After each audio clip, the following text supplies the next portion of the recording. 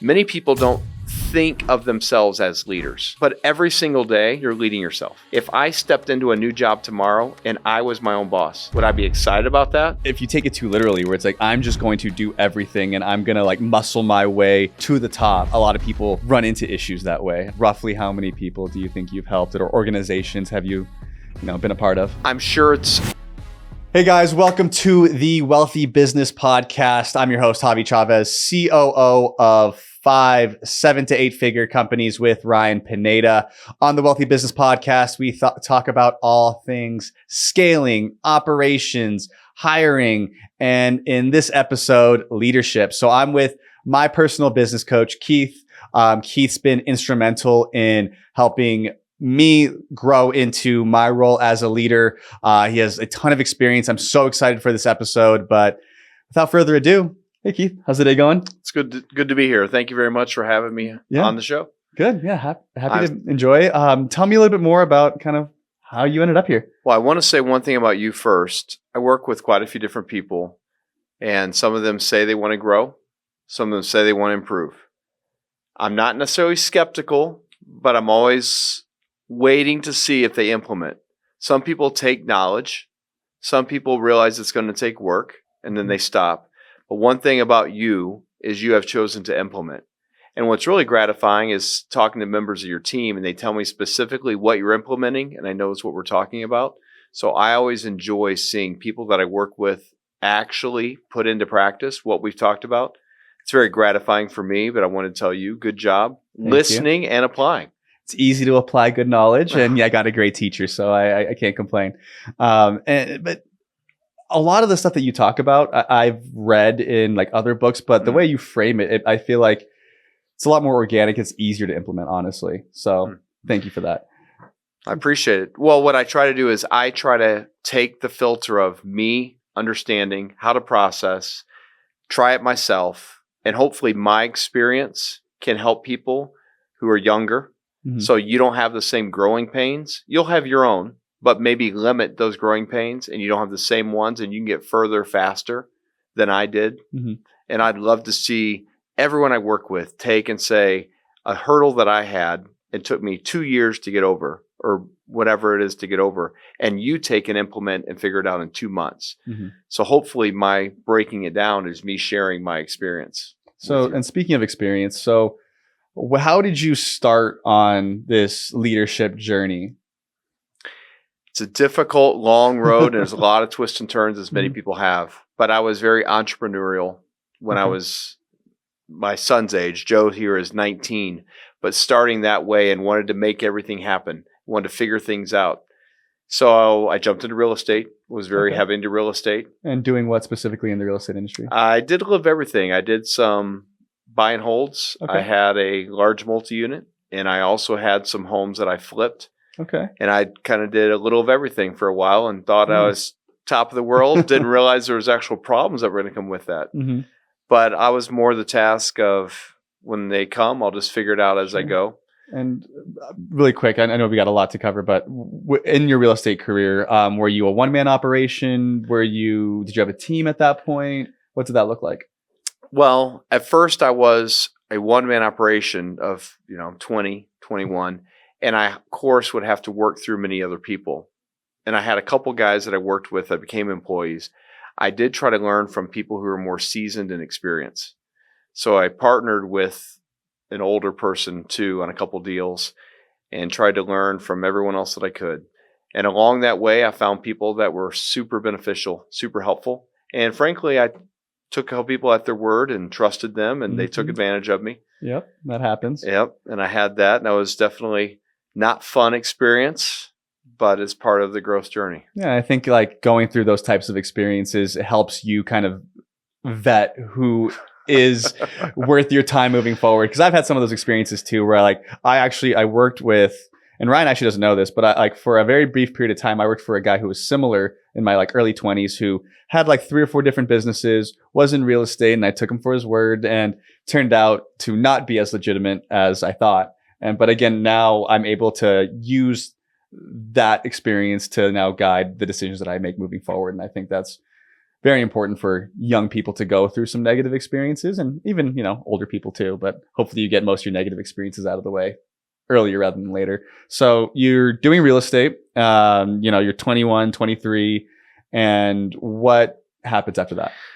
What happened after that is I also wanted to find a little bit about more corporate and leadership. Kind of went into another bigger setting where I worked with men who were older than me, kind of my leaders. And in that setting, I found some people who were really good leaders. And to be honest, a few people who were not very good leaders. And it really would frustrate me as I worked with people trying to please them, trying to grow, trying to create the right work environment, and feeling controlled, feeling like I couldn't please a boss, having people who didn't trust no matter what you did. And it was very demotivating. And it became a grind even to live life, which made me want to rebel and just stay a one-man show because you want to go back to control. When you realize things are out of your control, many times we regress back into saying, I'm going to control everything. And I'm a make it happen person. So I trusted myself. Along with that time, as I'm going through that, my wife and I had our first child. And I know everyone has their own journey.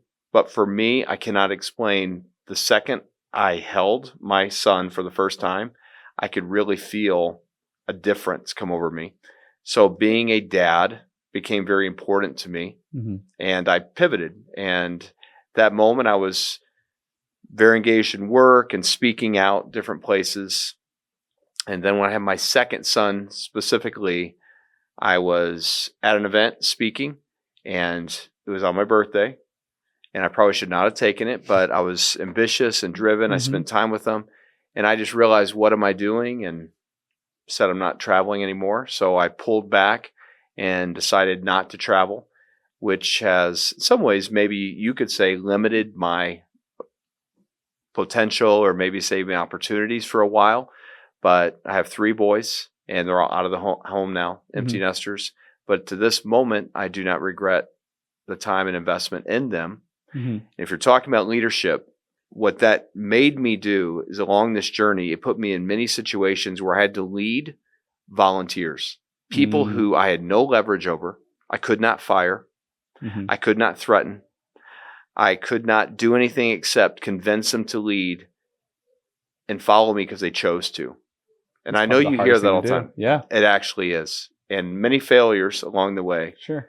But trying to work on my EQ, my communication, containing my passion because I can come on so strong, and try to help guide people down a path where they can see how they can achieve things. And frankly, the biggest thing is, how can I make those volunteers better? What can I do for them? And I think you and I have talked before. The first year my oldest son played T-ball, I was just support. Assistant coach, did not want to coach, know the time, know the hassle dealing with the kids, the parents. But it was actually more frustrating for me to not coach and to watch. Oh, I bet. Yeah, just having to sit on the sidelines. And so when do you move now into a more of a coaching role?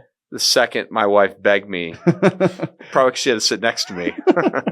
She begged me to step into a coaching role. So for 21 years, I ended up coaching a variety of sports. And you have a whole set of personalities. You have some kids who are very naturally athletic. You have some kids who are not. You have some kids whose parents are very supportive and want them there. Then you have some parents who don't care and they just drop their kid off. And I could tell you those experiences.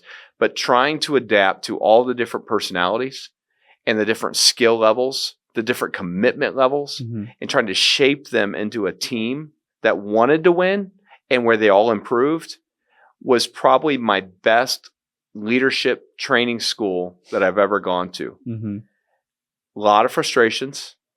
You would have some people who were very appreciative and kids who you would see just huge successes. But those bumps along the way were excellent for me.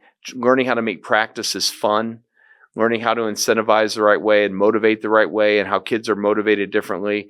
And along that journey, people started then coming to ask me questions. So I started being able to help other people. And as you study leadership, sometimes you internalize, you ask enough questions. And if you do that consistently year after year after year, it's surprising But all of a sudden you realize people are asking you questions about leadership.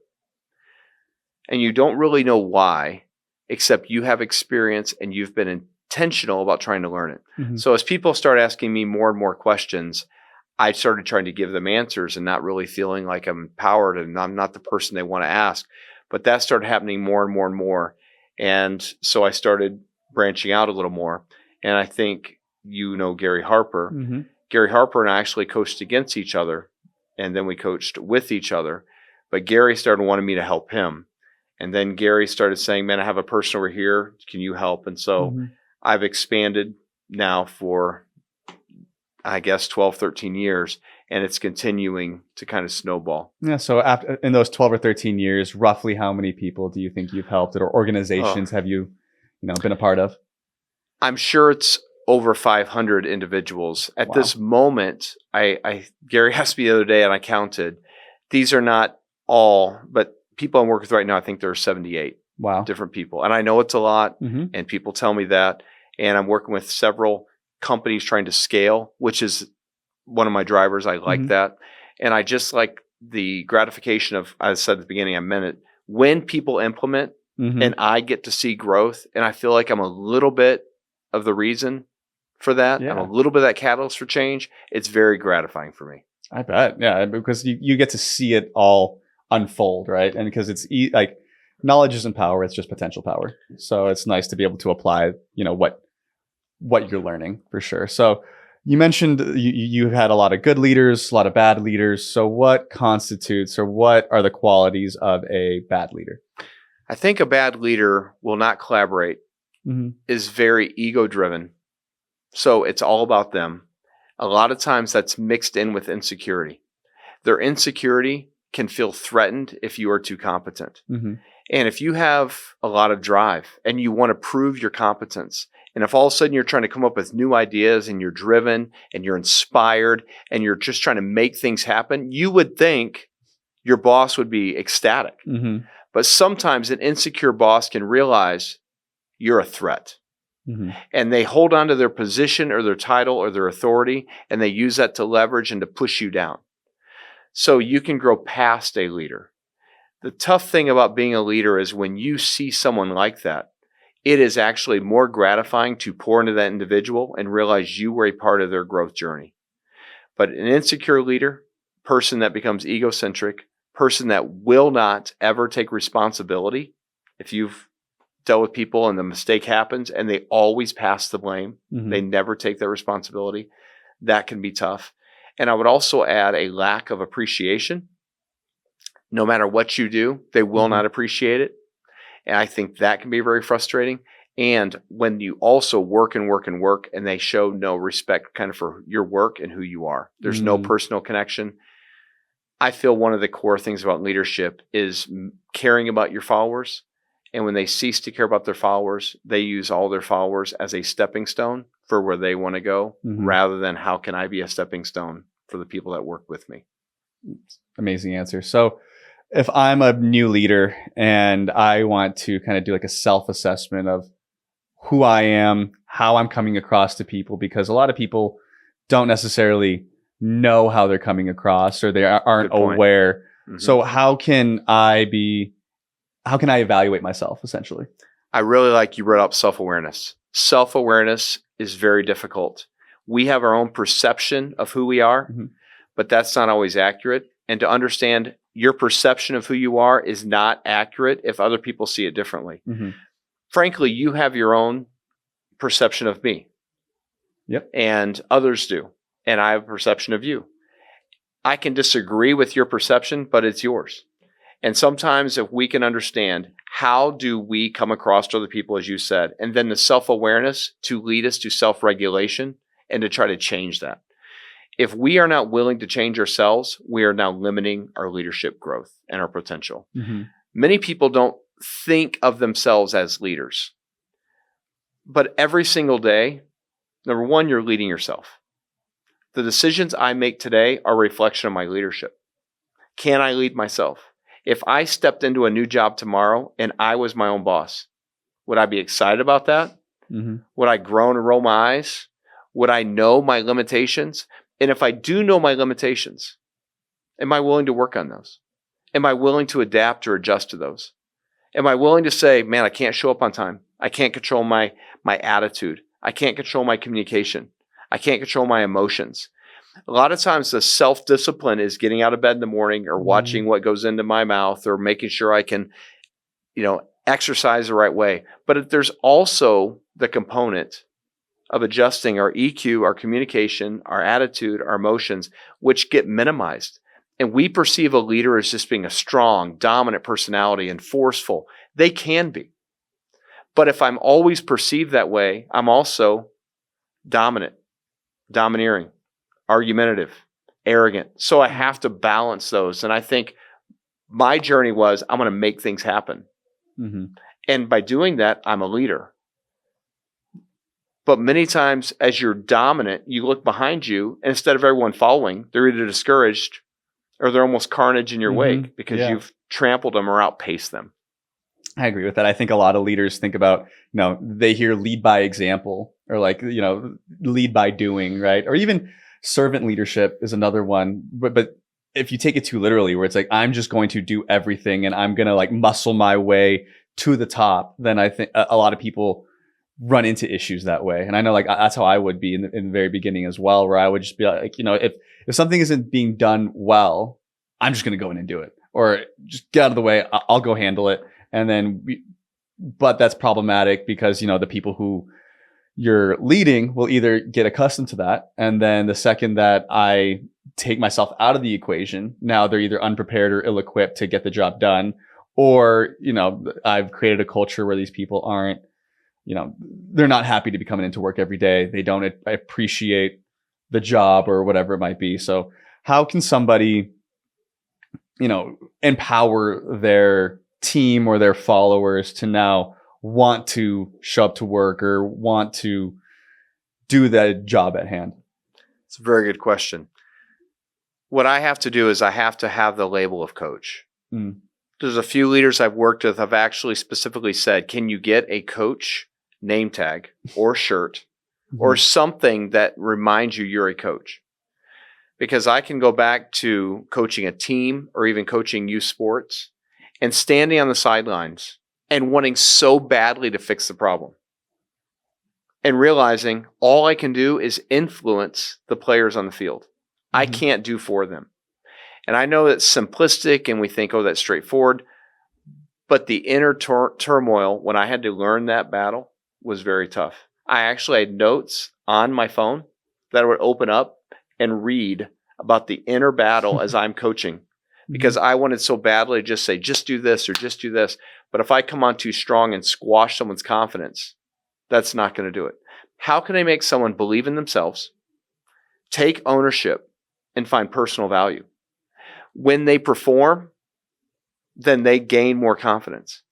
And the first time you can feel that yourself and you realize I poured confidence into that person through my patience and my persistence and my consistency. When you realize that, it is energizing and it really is gratifying, and you get a taste of what coaching really is. Coaching is not checking yourself into the game.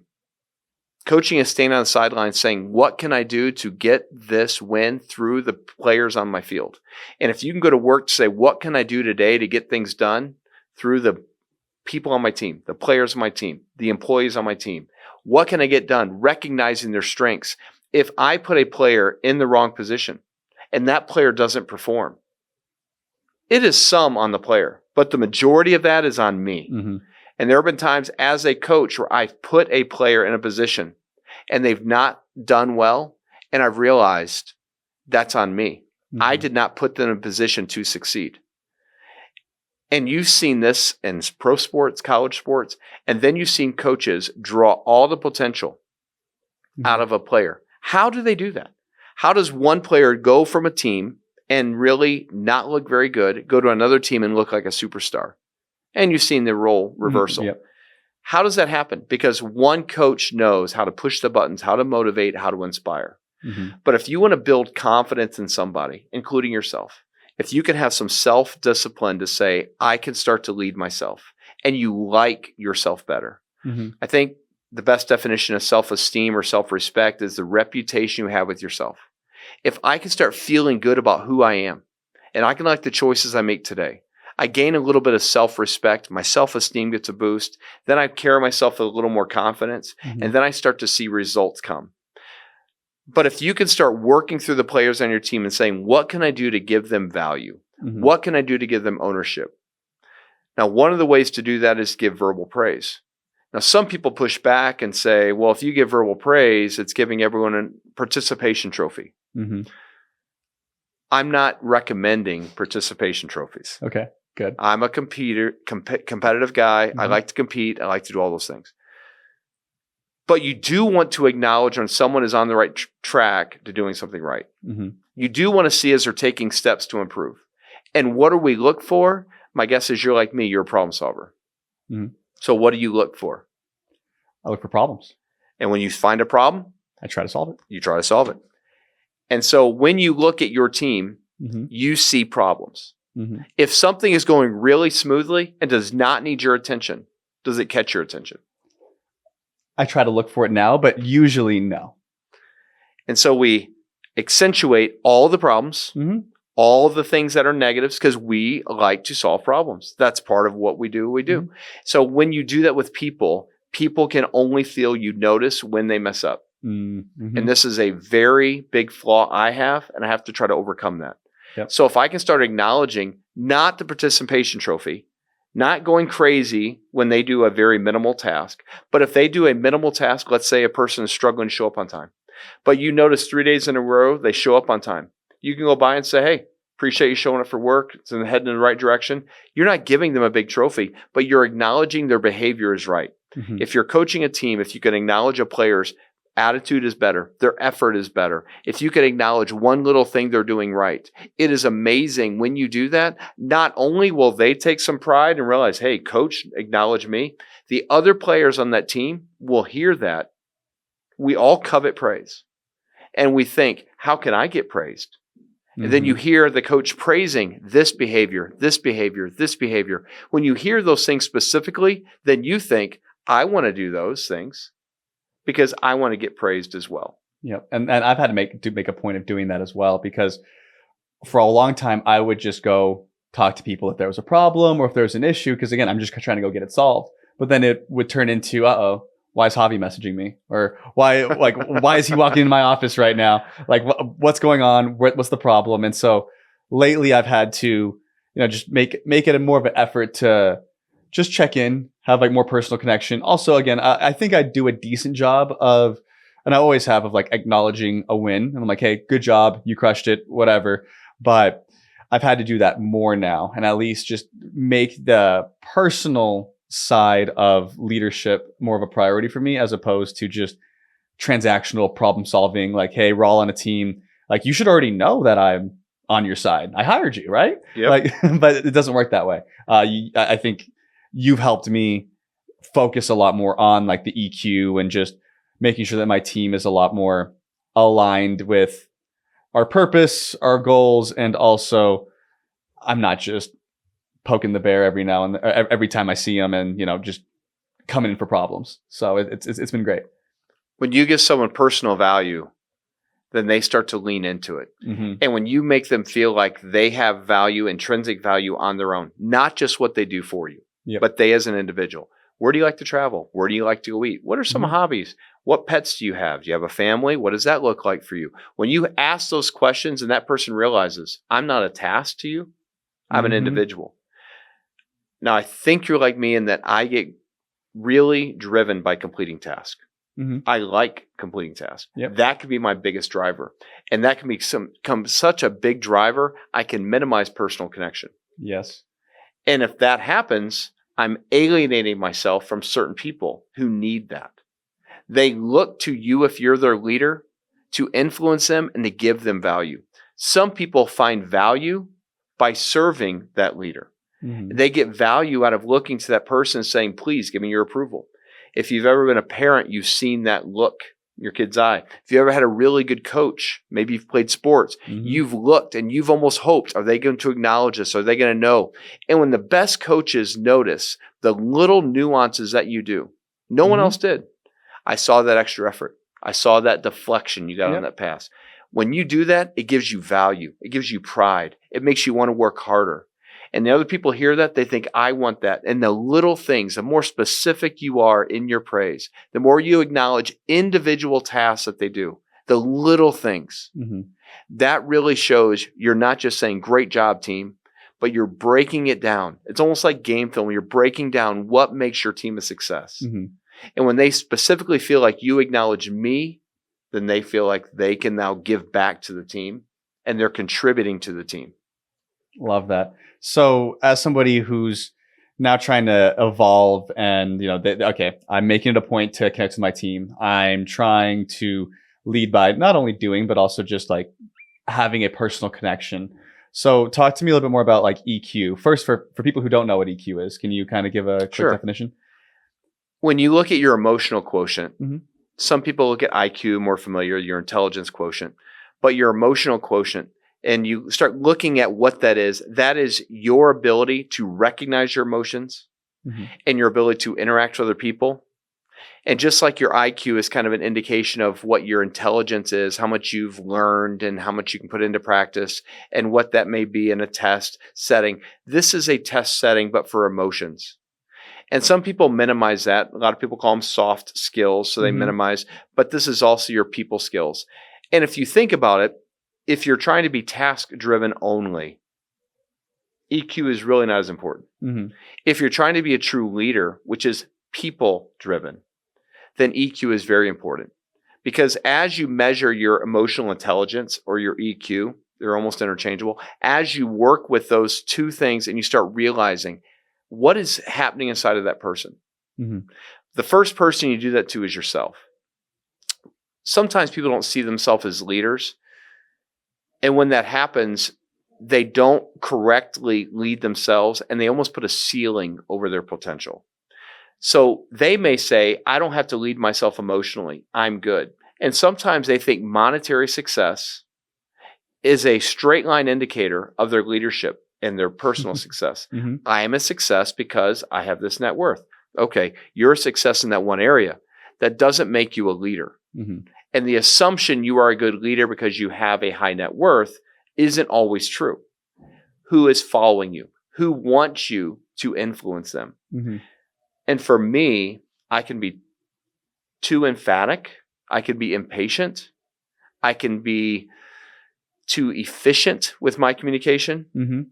I can show my exasperation with my tone or my body language. And when I do that, I wonder why other people are frustrated.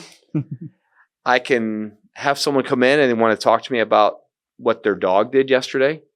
And I show that I don't care because I want to get to the meeting. Let's task at hand. But I have had to try to learn when I make that person feel important and I talk to them about what's going on in their personal life, even when I feel like it's a waste of time. When I then make that person move beyond that, my emotions have enabled that person to have value because I've restricted my emotions and helped make them better. So my pathway to try to learn what emotions look like, your EQ, start with self-awareness, we mentioned earlier. As you start understanding what emotions are going inside of me, do we even know? How do people perceive my emotions? Do I even care? If I'm in a really bad or grumpy mood, or if I'm in a short-tempered mood today, and I'm cutting people off and just dominating people, am I even aware of that? Are you willing to ask those closest to you? How do I come across? What are my weaknesses? I think most people don't even do that. Like I personally, I should ask more people how I come across. Luckily now I can kind of do a quick survey and stuff like that. And, for a lot of people who are watching, I think that's something that you can do for your employees. And that's something we've done here where we've sent out surveys where we send, hey, rate leadership on a 1 to 10 scale. And obviously we ask a bunch of other questions too, but I think that's at least a good starting point to grow as a leader, is to just get a good self-assessment of the people who are on your team, who are following. And I think that'll be extremely helpful because most people don't even ask. Yeah. It's a lot of times if I want to ask, it's because I know the answer. That's true too. If I don't want to know the answer, then I know there's a problem. A lot of times when I won't ask that question, I know where I should put some effort. but I don't know that I want to make that change. Mm-hmm. So swallowing the pill and saying, let me get the feedback. Mm-hmm. Let me make the change. And if you do it with the right person, when you make any improvement, they'll give you credit for that, an acknowledgement of that growth. And then when that happens, it can be encouraging for you to continue down that path. And when you start to see people warm up to you, that's a good sign. For me, a good sign was when people started to come to me with more problems or more what's going on in their personal life. Mm-hmm. I know to a strong, dominant personality, you may think that sounds like an incredible waste of time. But I've had to learn for myself, my efficient communication was not always effective communication. Mm-hmm. And sometimes taking the time to just listen calmly and talk to people, not show the irritation, not show the exasperation, but to really listen. And that required self-regulation. So once I had self-awareness, I had to regulate. And knowing how much of this emotion do I want to show? You know, I think emotion should definitely be a passenger in my car of life, but it should never be in the driver's seat of my life. Because too many times when I look back on my regrets, emotions got in the driver's seat and made me do and say things that I wish I could take back. Mm-hmm. I've maybe hurt people. I've said things that I would never have said if I'd have been in control of my emotions. So what are some strategies for somebody to start to regulate their emotions? I think number one, you label your emotions that are going inside of you. If you cannot clearly label your emotion, you're never going to be able to defeat that emotion. You can't defeat what you can't define. Mm-hmm. If I know this is the emotion going through me right now and I can clearly label it, then you ask, what's driving that? If you can take a step back and label it, it helps you become objective. Mm-hmm. Now, if you can take a step back from that and say, what's driving that emotion? You are now becoming in charge of your emotions. When you can ask those questions, you're probably out of control with your emotions. Mm. If you can't clearly label it, and then you can't take another step back and say, what's driving that?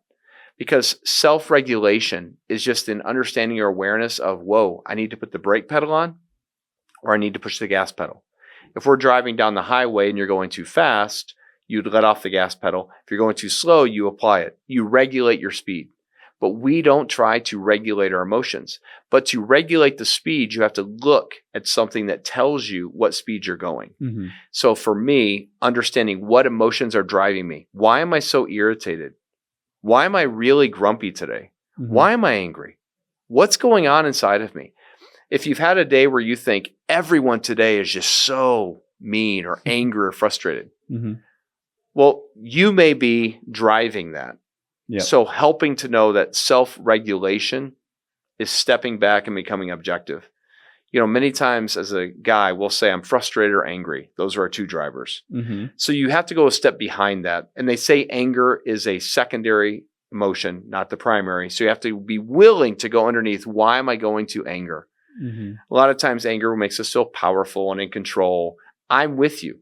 But if I feel disrespected, I may not want to stop and say, wow, I feel disrespected. Because I would feel weak and vulnerable in that moment. So instead, I would get really angry and try to overcompensate. What are you talking about? And so react with anger.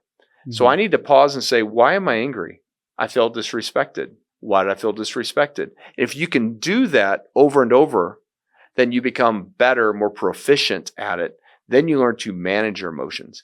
Once you learn to manage, you almost select which emotion is appropriate for the event, the behavior at the time, and it makes us better. Very challenging to do. But when you're around people who can do this step, their social skills, when they're in a group dynamic and they can almost blend and adapt with all the different people, it's so impressive to watch and learn from those people. You can even see some people who they try to push their buttons and they stay in control and they handle a situation as I would have handled it if you would have given me a script and said, write this out. Yep. I'm always inspired and try to learn from the people who can do that. Nice. So speaking of that, who are people in your life who you've been inspired by when it comes to leadership? That could be in the form of a book, coach. Who would those people be?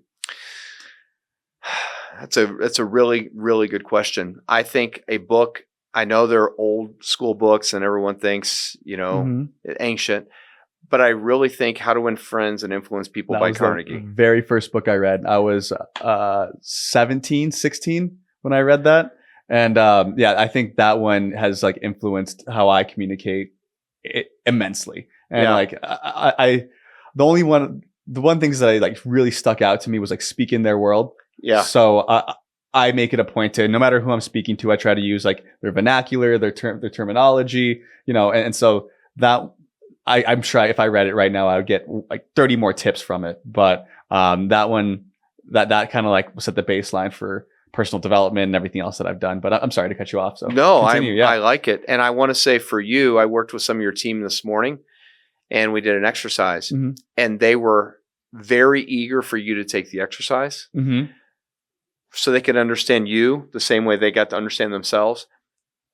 Now, I didn't tell you this. That's a really good indicator that they feel you have given them enough value that they now want to connect with you on a deeper level, and they're willing to come and talk to you and ask you about it. If they felt you were a dictatorial leader and you were totally controlling, they would not have asked that. They would not have been concerned about you at all because you'd been consumed with yourself. And what I think that shows is you are saying, hey, let me give you some value. As you just said, How to Win Friends. What can he do? Speak in their world. That's excellent. Second book that comes to mind is probably 7 Habits of Highly Effective People by Covey. I think there's a lot of practicality in that book and a lot of things that I can still take away in that book. And I do consume a lot of content now. I mean, some people like, Maxwell or Lencioni and some of these other people that do. I'm all for all of those books. But I really feel like for me, if I can find some practicality mixed with how to implement, it really is a driver for me. And as I get older, I read books multiple times. And even now, if I listen to books, a lot of times I take notes because I found for me, if I slow down and take notes to myself, I implement better.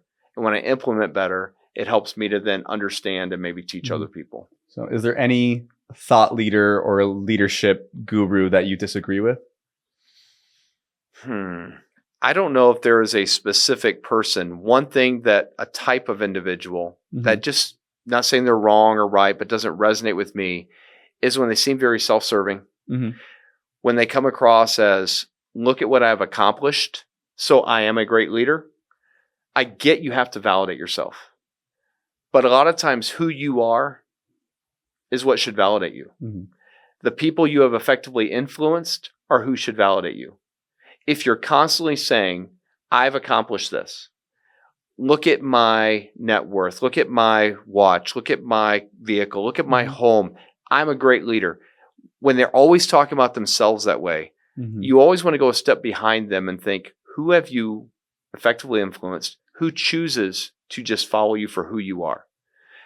When I ask the question to people, what is more important, who you are or what you accomplish? The vast majority of people answer the same way. Do you have any guess what that might be? What you accomplish. Okay. When people look at what they accomplish, that's because we need validation. But if you look at who you are, that's when you look in the mirror. That's the people that know you best.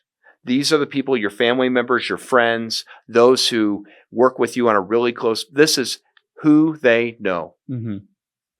Are we willing to ask those people, who am I? Are you really willing to dig down deep enough? Or do we deflect and think, no, this is who I am. And we're never really looking at that. Because if we only go to what we accomplish, it goes back to many years ago when I was 18. I think I was 18 at the time. I did not have a very nice car I drove around. So I didn't want everyone to see me in my car. And when people were in my car at a red light, I wouldn't try to draw any attention to myself. But I went to an older friend of mine who was going to take my brother and I to a game. And he says, you know what? I'm running a little late. I just bought a car. Why don't you go drive my car? And he gives me the keys to a very nice sports car. We were excited. Of course. Now, the first red light I pull up to in that car, You want everyone to see. I want everyone to see me. And I noticed that even now looking back, I remember, why do I want everyone to look at me now? It's because all of a sudden I felt successful. Mm-hmm. And I'm not knocking anyone who has to have that feeling. But if I have to have, at my age, that car Mm-hmm. to feel successful, what does that tell me about how I really feel about myself? I don't want to have that to be successful. Mm-hmm. I want to feel successful because I know who I am is what's driving me. Yep. And I agree. I think, especially like in our digital marketing space, we have a lot of people who have to have the watch or the car or the house for validation. And I think where it gets problematic though is like you said, where that's the only validation that they have. Mm-hmm. Right. You know, speaking about myself, you know, I have a watch, I have a car. And those things personally do make me feel really, really like they make me feel good. Yeah. And I think they're a measure of like my internal success, but because I think there is an element, you know, people wear their lucky socks on game day. People like look good, feel good, play good. Yes. But I think the second that it becomes your only measure of self-worth and how you treat people is now secondary to, you know, the nice things that you have, then it becomes problematic, I think, for sure. And so I agree with you 100%. But with that being said, I still like my nice things. I'm not telling you cannot have nice things. Yes, I know. Yeah. But I am saying if you walk down and realized I don't have a watch on today. And that's a measure of now I devalue you as a person because of Yes. the watch that you don't have on. Or if I'm walking around the street and I'm like, I don't have my watch on today, they're not gonna think I am who I am or whatever. I agree with you on that one for sure. And like, do you feel like you were always that way, or do you feel like you yeah, go ahead. It's been a journey. Mm-hmm. And along the way, frankly, you may never have this issue, but I start to maybe a little too much of my own ego at times. Mm-hmm. And you start to think you've arrived. Mm-hmm. And then you start to become a little more egocentric. And then when I find that happens, I want to validate myself to more and more people around me because I'm trying to show them, hey, do you realize who I am as well? Yeah. And when I become that, I become self-obsessed. And I don't really like me in that way. And the weird thing is in that moment, you would stop and think, oh, well, then stop doing it. But sometimes I go further down that path instead of addressing the real problem. Yep. But if I really notice that I don't want and I'm not willing to take a step back, but I have to have certain things to validate me, I've tried to stop. In fact, a few years ago, one of my sons had their car and they went out after a game with friends. And I had ridden my wife. So I said, okay, I'll drive your car home. Is it your son that's here? Joe is right over there. It's Joe. Okay. And I realized as I went to that car, I don't want to drive this car home. What kind of car was it? It was. If you guys can't hear, it's a Toyota Sienna. It's a minivan. Yep. What year? Was like an 06? 07? Okay. So you have an older Toyota Sienna. Yep. Now, it ran just fine. Yeah, great car. What is wrong with me wanting to drive that vehicle? Mm-hmm. And I really was conflicted. I was slowing down, not wanting to go drive this. Mm-hmm. And I didn't like that inside of me. Yep. So I got in and drove it. No one else should do this, but to battle me, I know how stubborn I can be. I did not drive my car for a period of time. I drove that car. I love it. Because I wanted to say, you're going to get over this. Yep. And that's the only way I know how for me to address that issue.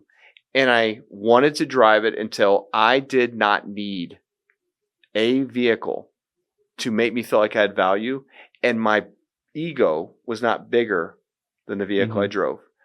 Because frankly, I don't want to be a type of guy who judges you yes. solely on what you drive or what you wear or where you live.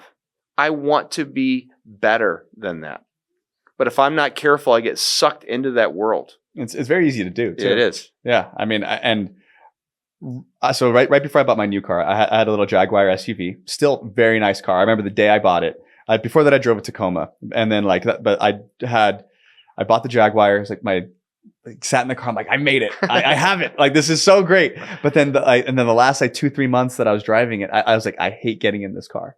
I'm over it. I don't like it. Like, I need to get something else. And then after a while, I was like, wait a second. Like, 2 years ago, I loved this car. Like, I was so excited, and it was a nice car. But I could feel myself again getting kind of sucked into that, where I'm like, why? Like, what's not wrong with me, but what's going on with me internally that I have this desire or drive to go upgrade or go get something new, because this was, to a lot of people, an aspirational vehicle, and I'm ready to throw it away. So I think it's easy to, one time or another, you might have it all figured out, and then something happens or there's a trigger, and then you can feel yourself getting sucked back into that old habit or that, thought pattern, I guess. So how can somebody, and you kind of mentioned it already by sitting there and, driving the car until you got over it, but how can somebody navigate those negative thought patterns or identify that and try to get out of it? I know that's a hard question to ask. Oh, it is a hard question, but I think controlling our thoughts is something that's a struggle. The more you think a thought, it becomes a high-speed neural pathway. So your brain goes to that more and more and more. Actually read another book about controlling our emotions. And in that book, I think that book was called Master Your Emotions. Okay. But in that book, I think it defines that our bodies are weighted to really focus on keeping ourselves from getting too happy, and anything that's a perceived threat, we prioritize. So if we get too up and too excited and too happy, our bodies try to say, hey, don't do that. You're going to let your guard down. This goes back to when we would walk around and animal might get us or other people might get us. So now we create these threats. So when you get a new vehicle, they say in a period of time, your body actually tries, your emotions try to push you down to not get too high over that vehicle for too long. So I think understanding, if you get a new vehicle, enjoy it and set time intentionally, whether it's once a month or 6 months down the road, to say, this is why I appreciate this vehicle, and really reflect.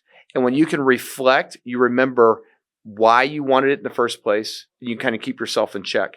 Then if you have to get another vehicle for necessity, or if you choose to get another vehicle, it is a choice, not a compulsion. Yeah. And some people might think getting a new vehicle is a necessity. I'm kidding. And how often? Yeah, I understand. I'm joking. But yeah, so really quick, I do want to pivot though, because what you're saying right now is I think very important for a lot of people, because a lot of people, they operate, and I think word for word what you said before to me was, some people operate at a 7. And if they are at a 7 and that's their baseline, the second they get to an 8 or a 9 or a 10, it's going to drag them back down. So again, how can somebody identify that and try to stay at an 8 or a 9 or at a 10 when they have that fleeting moment? People who study say most human beings have a preset happiness level.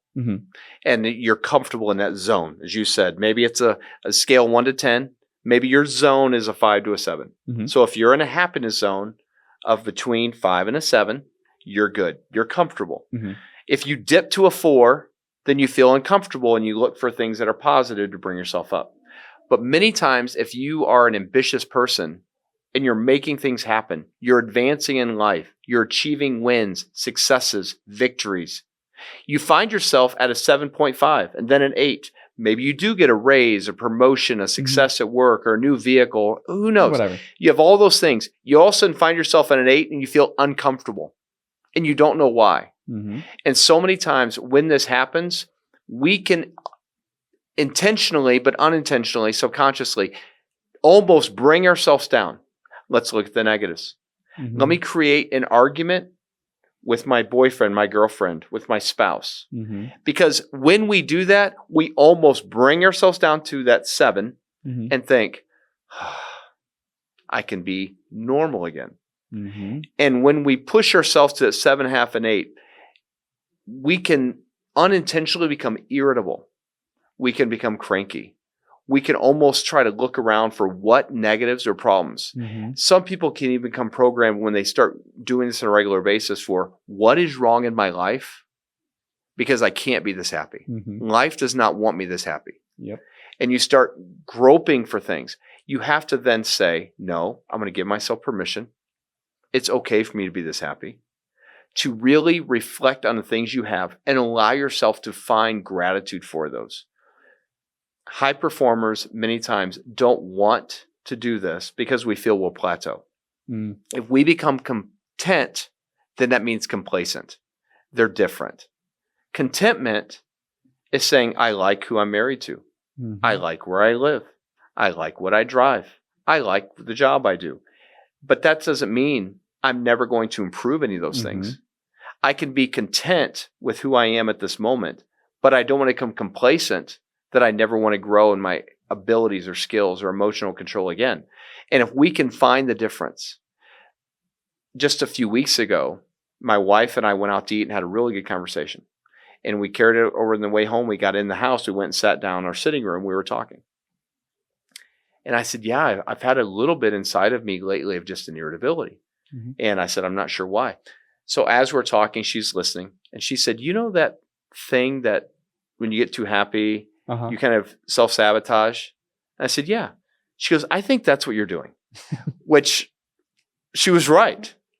But it was amazing that I didn't realize it. And as soon as she told me that, I was like, man, she's right.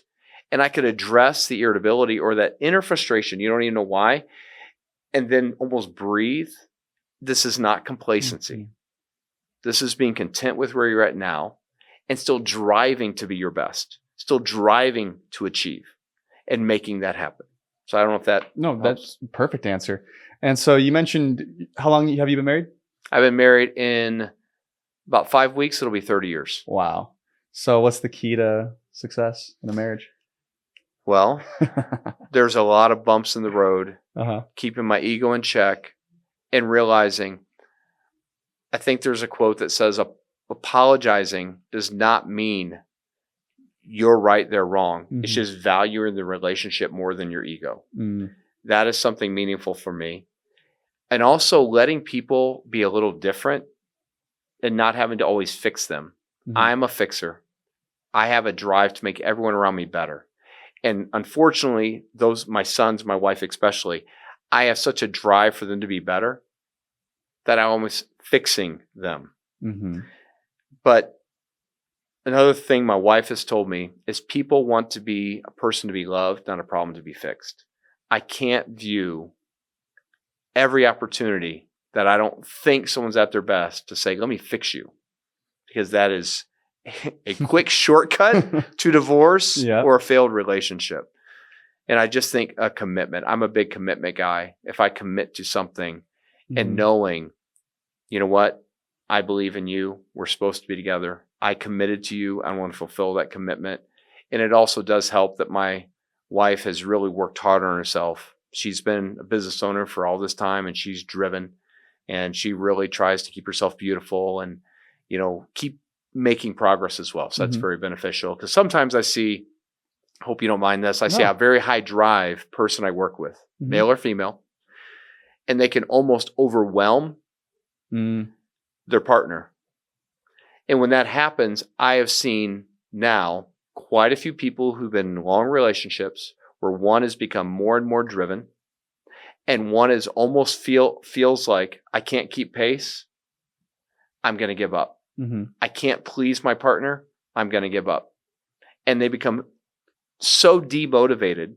I've even seen it where a partner can almost try to sabotage their partner's success so that they can bring them back to them. And they don't like seeing them so successful and they're so unhappy in themselves. So that culture of support and acceptance, but also helping each other to be better. Love that. And so I feel like that's a good tie all the way back into how to lead and how to grow, because I feel like that your professional life and your personal life are, I think, very, very similar, because you're still dealing with people. You're still having these interpersonal connections. And I think with the exception of your significant other, your coworkers are the people you probably spend the most time with, honestly. So, how can, you apply those same values of, because you mentioned, growth, and when somebody is growing in their professional life, and we've talked about how somebody can, drive, lead change professionally, how can I apply that now to my relationship and my marriage so it doesn't feel like one person's growing so much while the other person's staying complacent? Or is that something that is really just up to the person? Are there any things that, a highly driven man or woman can do to help their partner keep that drive and that growth alive? You have to start acknowledging all the growth that they have made. And you have to say, I've really noticed this, and constantly tell them the support and help. If my wife, when I went home, if I go home and she says, oh, I really don't like this about you. Now, if I were a really mature person, I would say, wow, let me get right on that. And I'd want to fix it right away. But many times we become defensive. I think, well, what do you mean? Well, this is what you need to fix. And we almost try to push that back on them. Or if you don't want to have that conflict, you may say, I'll show you, and not do anything and not make any growth. But if we can understand how to support and encourage each other, we can start stimulating more growth and appreciating. You mentioned my son, Joe. So my son, Joe's over there. He graduated just over a year ago, but when he was playing high school basketball, if I'm rebounding for Joe as he was shooting, Joe shot for a high percentage. So if he's shooting in an empty gym, he would make a lot of the shots. Let's just say he shot 10 shots and made 9. My tendency, do you think, is A, to really brag and reinforce the things he did right on the 9 shots, or B, try to help him improve by telling him what he did wrong on the 1 shot? After knowing you, probably B. That's correct. And Joe would probably also agree. But that's not good leadership. That's not who I want to be. That's who I am naturally. But that's not who I should be. I need to encourage him, say what you did right those 9 times. Let me ask you, if I was watching you shoot and you shot right 9 times, and I said, wow, you did this right, and again, and kept telling you exactly what you did right 9 times. And the one time you didn't say, man, you're doing right 9 times, what do you think you did in the 1? And you mention it and we move on. Would you be more motivated and inspired and encouraged and want me around? Or would you rather me say not much at all until the 1 you missed and say, hey, here's what you did wrong on the 1? Which one would be more beneficial for you? Absolutely, the first one. And yet we don't always do that as humans. And we go to our coworkers or wife, husband, kids, whatever, and we don't do that. We walk around saying, what can I improve? Instead of saying, what has been improved upon, or what are they doing right? And if we can start acknowledging what they're doing right, our eyes are opened and we create a healthy environment where I think people want to grow. That's great. And so when it comes to, helping lead your kids and develop them into, good men, good women, how does that start? Because I feel like a lot of people, I know that's a difficult question as well, but I know a lot of people would love to have their children grow up to be effective leaders and just productive members of society. So how can a new parent, again, where does it start? We did certain things unintentionally that we look back upon and realize they were a big deal. So a couple things about being a parent. We were disciplined parents, but our goal was not to control our kids. Our goal was to help our kids understand the power of discipline so they would choose to be self-disciplined. And I know everyone agrees, but if you think about your motive behind it, if I'm always correcting and disciplining to get my way, then the person pushes back. If they can ever think, you're doing this to help me reach my potential. When my kids made the choice to start becoming self-disciplined, it was amazing.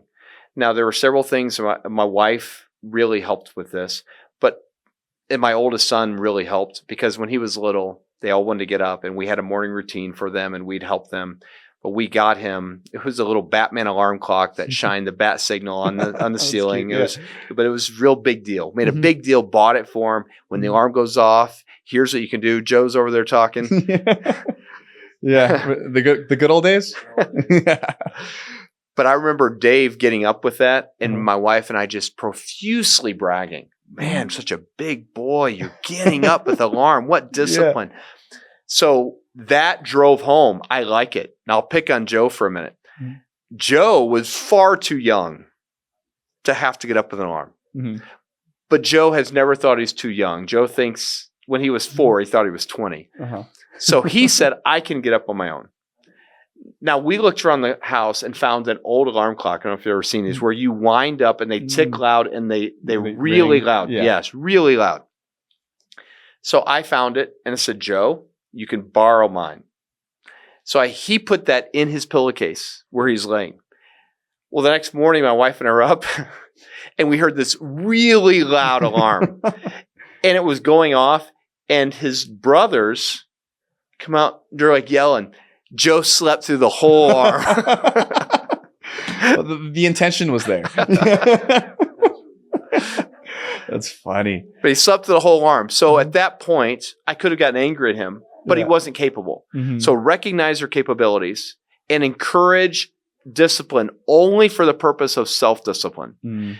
The other thing my wife did that was great is when they hit a certain age, she had these charts, especially in the summer, and they weren't what they had to do.